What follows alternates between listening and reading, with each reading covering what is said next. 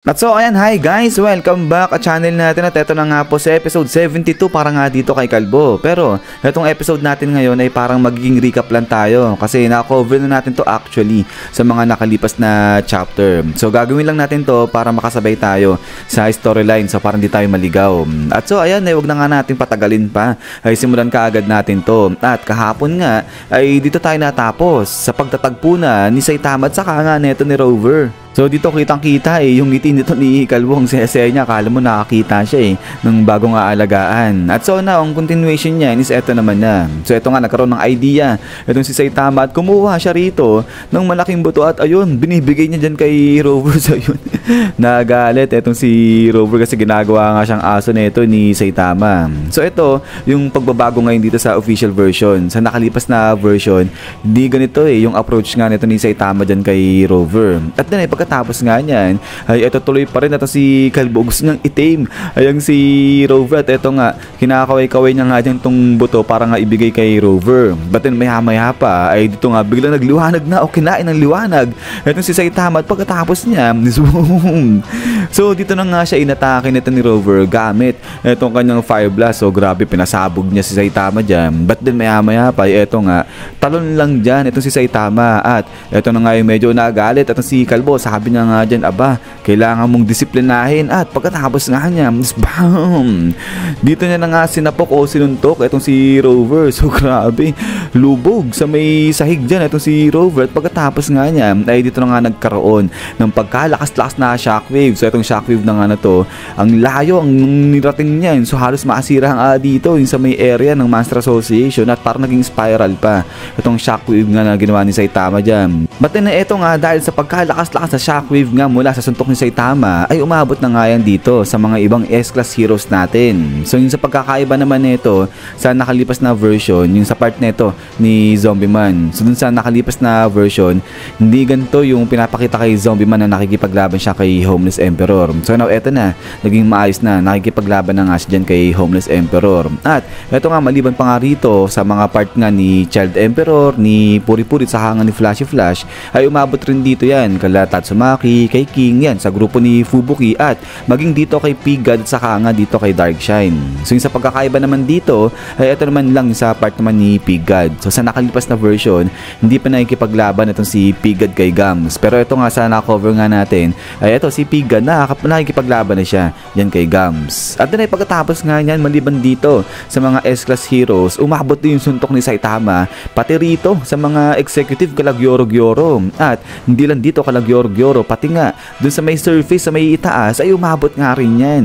So grabe, sobrang lakas ng suntok ni Kalbo umabot hanggang surface yung impact o yung shockwave ng suntok niya. At ito nga, lahat ng mga S-class at saka yung mga executive naramdaman yung lakas ng suntok ni Saitama. At then ay dito makikita na itong si Sekingal, kinokontak niya nga yung mga S-class heroes kasi nga sobrang lakas nung shockwave, nag-aalala siya. Pero nga di siya makakontak kasi nga lahat sila mga busy na nga dyan. At ito ngayon sa kabilang banda makikita na itong si Genos sa kabila ng kaguluhan sa Master Association ay eto siya sa may apartment nila ni Kalbo at eto naguhugas siya dyan. At then ay pagkatapos nga niyan ay eto nga, balik ngayon dito sa area nga nila Saitama at makikitang eto si Nyan, nakita yung ginawa ni Saitama dyan kay Rover. So grabe yung pawis dito ni Nyan habang tatago siya kasi eto si Nyan talaga yung nakakita live action kung paano yung ginawa nga ni Saitamang pagpapatumba o pagtalo dyan kay Rover. So ito nga, sabi nga ni Nyan, anong klase etong lalaki na nga na to, sa isang suntok lang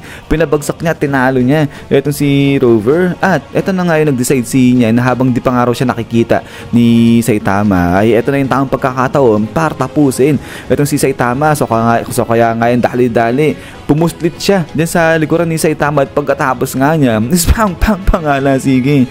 So dito ang bilis, inatake niya kaagad, tinira niya yung ulo nito ni Kalbo at pagkatapos nga niya dito usok-usok ngayon itong ulungan ni Kalbo at ayun, ang dami ng scratches din sa may ulo niya. At ito nga ay medyo katahimikan dito sa dalawa. Sabay biglang lingon na nga itong si Saitama din sa likuran niya. At pagtingin niya Sinyan, isang pusa. So dito sabi niya nga dyan, kanina aso. Tapos ngayon naman pusa, sabi ng ganyan. At then eto nga ngayon, natakot talaga. Etong Sinyan, sabi niya nga dyan, ako, napakadelikado ng mama na nga na to. At di nga raw siya mananalo laban dito kay Saitama. At eto nga, sabi niya yung kanyang mga close, hindi tumatalab, di umubra dito kay Kalbo. At then pagkatapos niyan, eto nga, dali-dali ng takbo papalayo.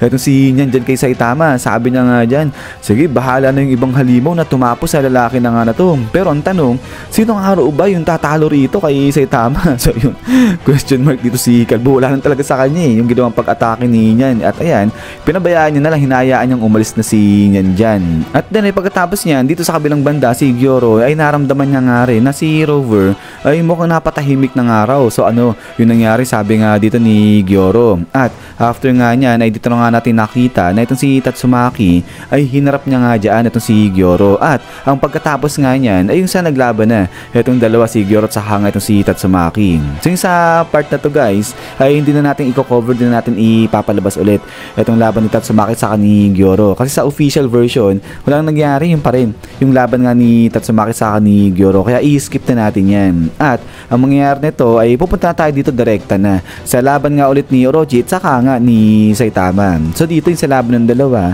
yung talagang may nagbago dun sa storyline. Pero ayun, ay pagkatapos nga nito is yan guys, so hanggang dito lang muna itong si episode 72 natin. At ayan, ay abang-abang lang para sa next na episode natin. At ang i-cover na nga natin dyan ay itong paghaharap nga ni Saitama at saka nga ni Orochi. Pero kung trip nyo pa rin panoorin yung laban ni Tatsumaki sa nga ni Gyoro, siguro ililink ko na lang yung link nga no dyan sa may comment section sa may description siguro. So yun na naman guys, at ulit ay maraming salamat sa walang sawang pagsuporta dito sa channel natin at pati sa panonood kay Saitama. At ayan, ay lagi mag-ingat. God bless nila lahat at kita-kits tayo ulit.